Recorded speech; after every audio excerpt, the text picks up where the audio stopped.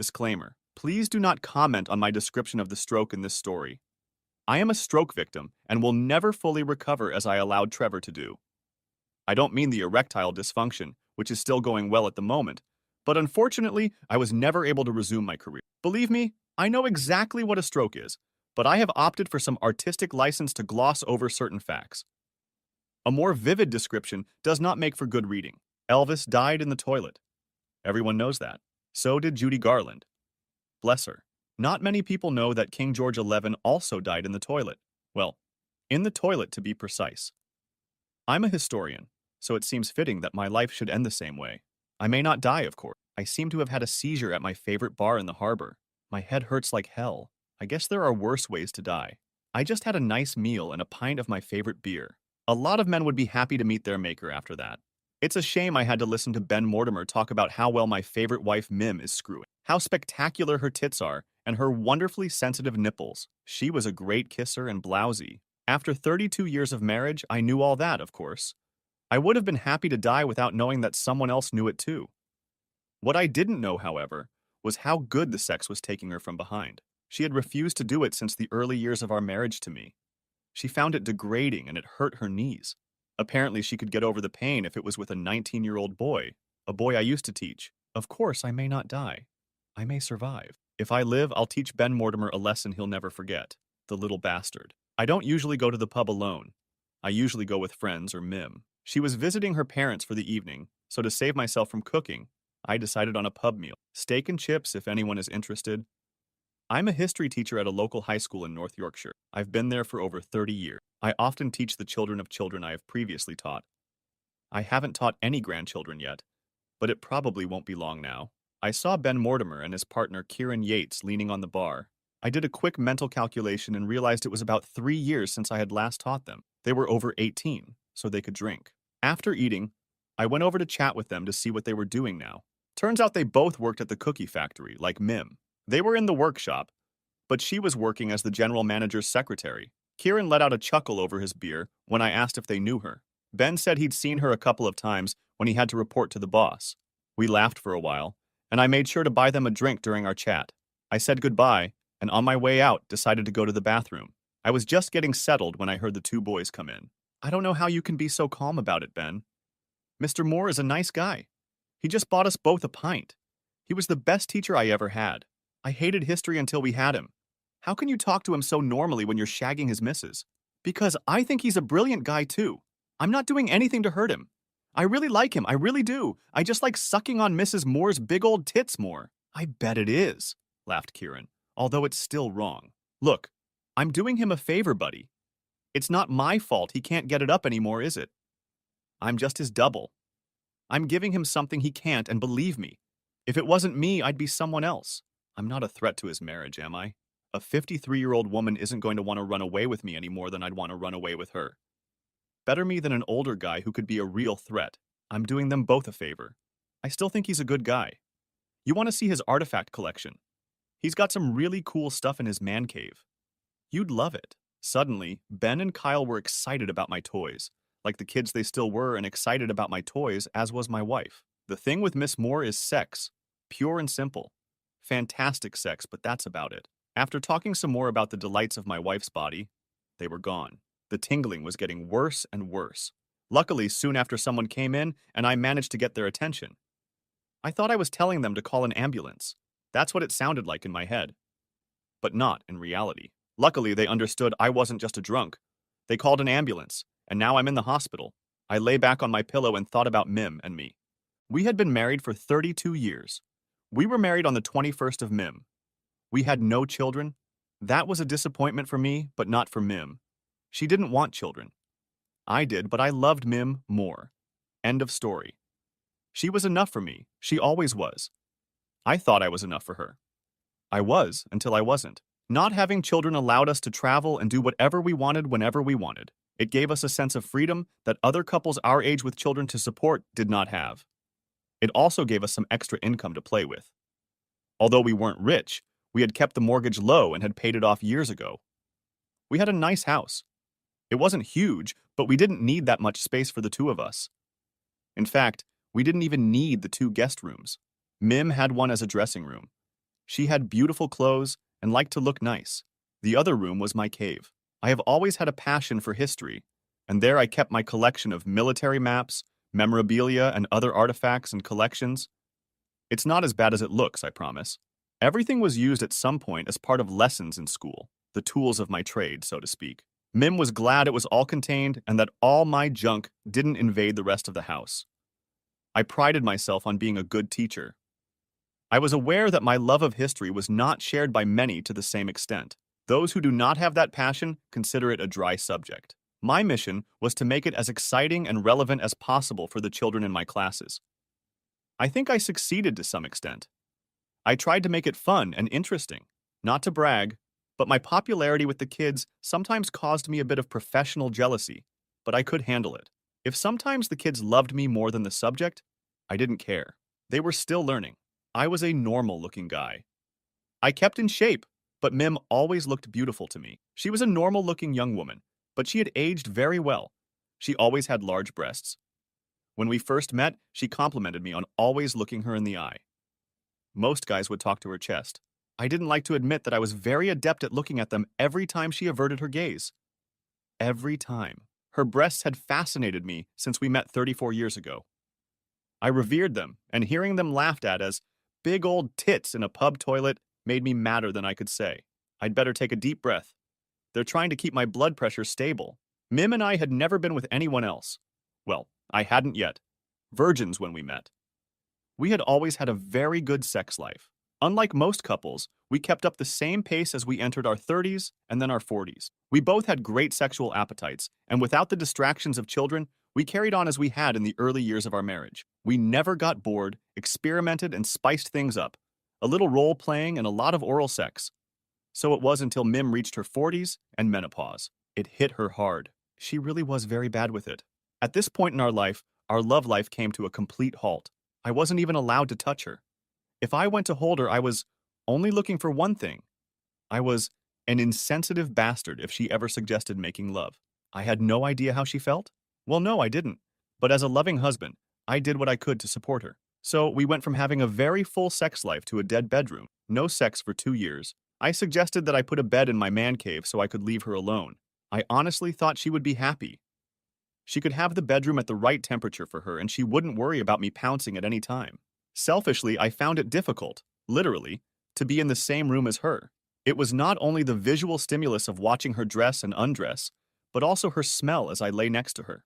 It was torture for me, compounded by the fact that I was freezing to death, as she kept the window wide open in the middle of winter because she was so hot all the time. When I suggested a temporary move, I was evil personified. I was turning it down. I didn't care. I was cruel. Well, let's just say I never moved out of our bedroom. No, I stayed frozen, frustrated, but glad to be being a supportive husband, in my own useless way. Suddenly, like a spring flower awakening at 52, things stabilized again for Mim. The menopause fairy had flown off in search of her next victim. She had left Miriam with some extra curves that really suited her. Unlike other women, the menopause fairy had also left Mim with a renewed sexual desire. Unfortunately, in the intervening years, I seem to have lost erection, if not desire. At first I thought it was lack of use, but no, it was erectile dysfunction. My doctor at the time was young and totally uncaring. He did not reassure me or help me to alleviate my mortification. Obviously, he thought this old man shouldn't worry about such things. He explained that it was a side effect of my stress medication, and that it was something I had to live with. He was very matter-of-fact. I was mortified. I felt embarrassed and belittled. It was hard enough to ask for help. I decided to think strategically. I could either abstain from lovemaking altogether or adopt a new way of making love to my wife. My pleasure was her pleasure. I still had hands and tongue in my head, didn't I? I had missed the closeness and intimacy with Mim for so long. I wasn't going to lose her again. We still made love, but in a different way. Don't they say that the largest sex organ is the brain? We made love 2 or 3 times a week. She continued to have many orgasms. However, it wasn't all about her. I regained some confidence and pride in the fact that I could still give her so much pleasure. As for penetrative sex, I was more than willing to use toys with her to satisfy that need. My only male pride was that the toys I used with her could only be used when she was with me. Silly, I know, but I needed to feel like they were an extension of me. She had other toys that she could use alone if she needed to. So, we were happy, I thought. It still kept her satisfied. As for me, I rediscovered the pleasure of being held, caressed, and kissed. I was being caressed, and Mim was still desired. I thought that was enough. I was wrong. At the hospital, they soon discovered that my stroke was ischemic, so I was soon prescribed a combination of drugs. Time was of the essence to avoid further damage and another stroke. Fortunately, I had regained my voice, although at first I would struggle to find the right words.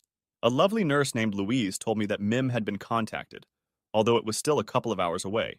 I managed to tell her that I didn't want to see her under any circumstances. I think Louise thought that was part of my confusion until she saw my blood pressure start to rise dramatically. I asked her to call my sister to come over. She was a local, and I knew she would be here long before Mim. My older sister helped me. She was also my older sister. Our Margaret was a big girl, 6'3" in her socks, size 9, by the way. She had protected me as a child, and I knew she would be there for me. It seemed like only a few minutes from the time they called, and she showed up. Nurse Louise asked her if she had flown. Only on my bike, love. It's a Kawasaki. It flies when I need it to. With that, he wrapped me in the biggest hug and wiped a tear from his cheek. You big fool. You made me cry. Scare me like that. Don't you dare do that to me again. If you die on me, I'll kill you. We all laughed, even Nurse Louise. I told our Margaret what had happened, what I had heard. I didn't mind Louise hearing it either. I'll make sure he doesn't come in to see you. I have to make sure you are as calm as possible. You might also want to name your sister as next of kin on the hospital forms. Actually, the law doesn't define it. You can name whomever you want, Louise said. Well, I'm his closest blood relative, Margaret said. We only have each other now. Later, I was told that Mim was not at all amused to be told that he did not want to see her. Of course, she didn't know why. She made a real fuss. I don't blame her. I had no doubt that she was very worried about me. I also knew deep in my heart that she still loved me. Her concern for me was the beginning of her punishment. I had to talk to her. I knew I had to. I was not going to end 32 years of marriage without a discussion. However, I had no doubt that the marriage was over. I may have become a cuckold, but I was absolutely certain that I would not willingly or knowingly be one. Mim ended up seeing our Margaret. I was waiting for her in the hospital parking lot. I told Margaret to say whatever she needed to say, but nothing more. When Mim finished crying and checked that I was out of danger, she asked me why I didn't want to see her. Margaret just said, "You almost killed my brother with your shenanigans. You dirty bitch. Don't ever speak to me again." That done, he pulled down his visor and stepped into the night. When I was released from the hospital, I went to Margaret's house. She was still living in Mom's bungalow. I had bought my share after Mom's death. I was discharged with a list of instructions for my rehabilitation. Fortunately, I had recovered enough to be home, but I would need a series of therapies and support to continue to improve. I had only been at Margaret's house for a day when I asked her to invite Mim over. I needed to have the conversation I had been avoiding. I needed to hear what she had to say. I would love to say that there was a small part of me that could forgive her. I had loved her for so long. I loved her still. Well, the woman I thought she was. I also knew I was a stubborn, unforgiving Yorkshire. Coupled with male pride and ego, I didn't think I was capable of forgiving her, even if I wanted to. I needed to be able to look at myself in the mirror with some pride. I couldn't do it at that moment. I asked Margaret to disappear. She disappeared in the buff on her bike. She had left the door closed so Mim could get in. She looked worse than I did. Her eyes were puffy from crying, and she didn't look like she was sleeping. Trevor, I don't know whether to kiss you or slap you. Do you have any idea how worried I've been about you? If you thought you were saving me aggravation by not letting me see you, you were wrong. I can't eat. I can't sleep. All about how it affects you then, Mim? No, but I don't know why you would be so cruel. You know why, Mim. Think about it.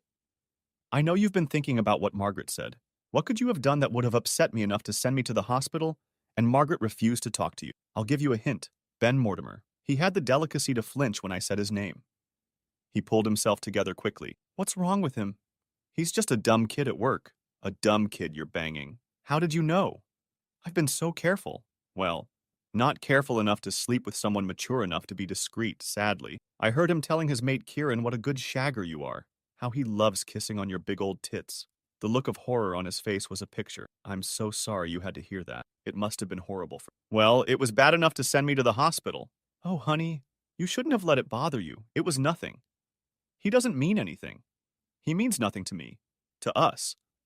I don't feel anything for him, except lust. It was like another sex toy. You were still keeping me satisfied in your own way. Very satisfied, actually. It's just that something was missing. When I got the chance to have a flesh and blood cock, not just a hard piece of plastic, I couldn't resist. You couldn't or wouldn't. You left me 2 years without sex. 2 years. I could have gone out for some flesh and blood pussy, couldn't I? It wasn't my fault. It was menopause. At that moment, I lost my mind. It wasn't my fault either. It was because I was sick. In sickness and in health, remember that thing about giving up everything else? Does that ring a bell? It was okay that I was dissatisfied, but you weren't? Is that it? My God, your selfishness is unbelievable. The real difference is that you left me hanging with no affection, no hugs, no kisses, no nothing for 2 years. I still loved you. I was still there for you. You threw me away for 2 years and completely rejected me. You abandoned me, Mim, and now you've done it again. He looked away. He couldn't look at me. Imagine how I felt, listening to a couple of kids laughing at my wife, talking about her like she was a street whore, talking about my more personal medical situation, laughing because she won't get up, doing things with him that you hadn't done with me in years. In my own house? You even let that little shit into my man cave.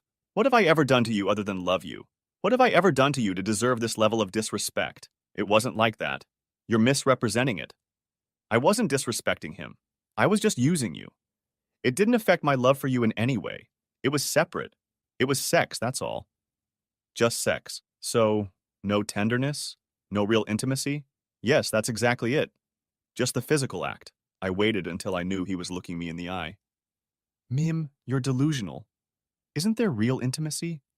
I think letting another person into your body is probably the most intimate thing you can do. What about kissing? What about kissing? Are you worried about kissing? She snorted. You know historically prostitutes didn't kiss their clients because it was considered too intimate. Are you saying I'm a prostitute? I've only slept with 2 men in my entire life, you and him. Is that to reassure me? I'm not saying you're a prostitute, Mim. I have more respect for sex workers than I do for you right now. I could see his anger rising. Look, enough of this. Now you're being nasty. You're starting to piss me off, Trevor Moore. Go get your stuff. You're coming home with me now. We need to put all this nonsense behind us and get back to normal. What normal is this, Mim? Normal when you screwed teenagers in our bed, or normal when I had a faithful and devoted wife? I don't quite know how you're going to become disenchanted if you choose the latter. Now you're being clumsy. You're coming home with me. I want to. No, I need to take care of you. I can't bear to be away from you when you need me. I'm not coming home, Mim, and I certainly don't need you. I want you. I can't help it. I really wish I could, but I don't need you, and I certainly don't want you. You don't mean that. I do. You don't seem to be aware of what you have done to me, to our marriage, or to our love. The fact that you seem to dismiss your actions as nothing important tells me all I need to know. Our views and needs are too far apart.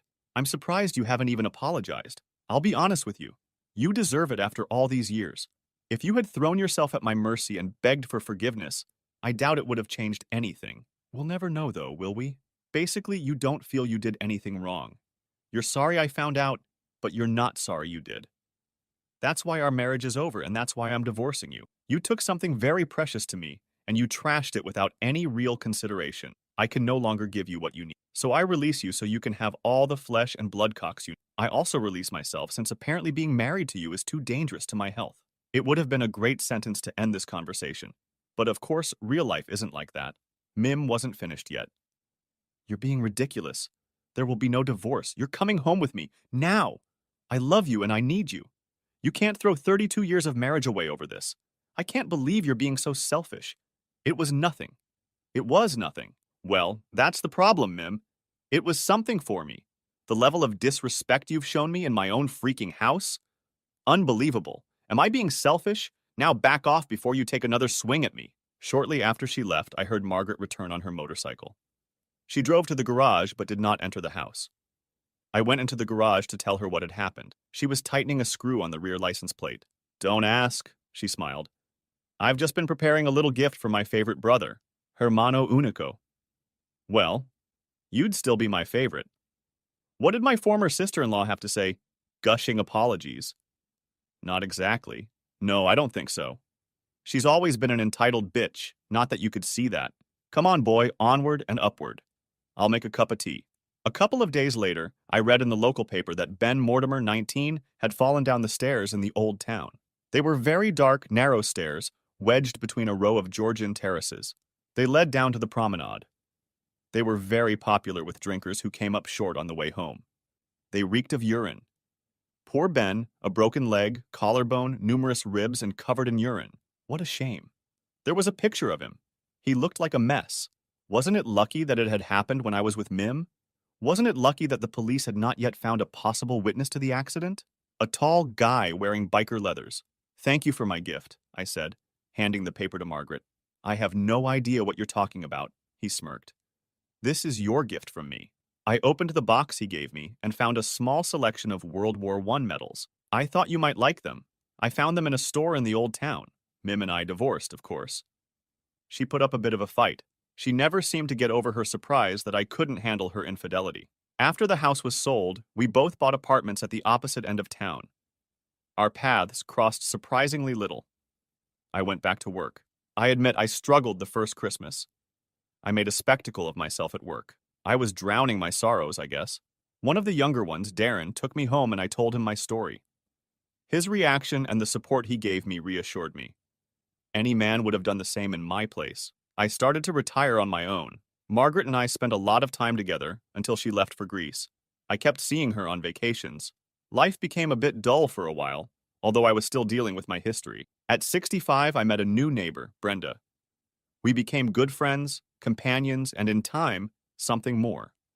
We fell in love.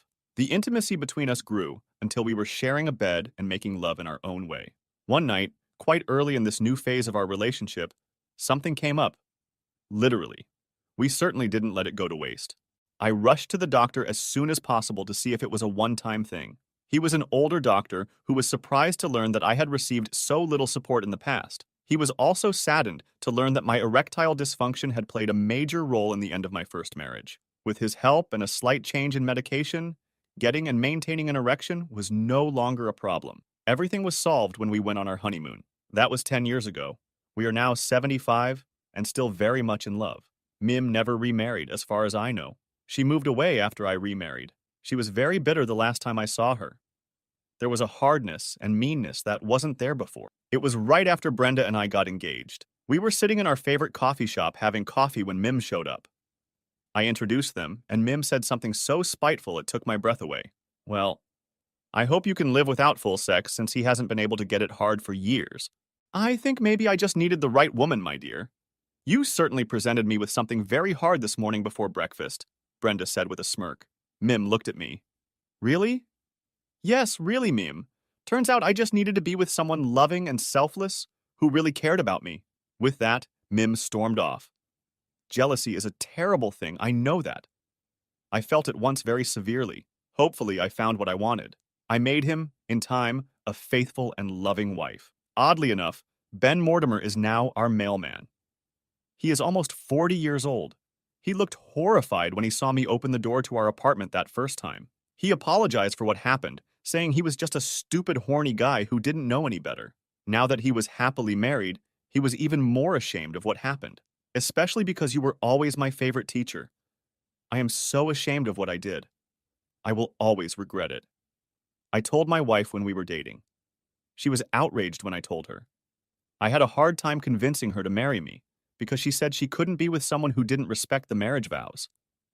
In the end, I convinced her that I had learned from my mistakes. I hope that in time, I can convince her of the same thing. No need, Ben. It was 20 years ago. Ancient history. I appreciate your apology. It's more than I ever got from Mim. Anyway, we've all moved on. How about going back to being an old teacher and alumnus? Then I did something I never thought I would be able to do. I shook his hand. I also managed to slip into the conversation that my medical problems had long since been solved. I think I embarrassed him. People don't like retirees having sex. Now, every time I see him, we laugh and joke. I always make sure to tell her to be careful on the stairs on her way out.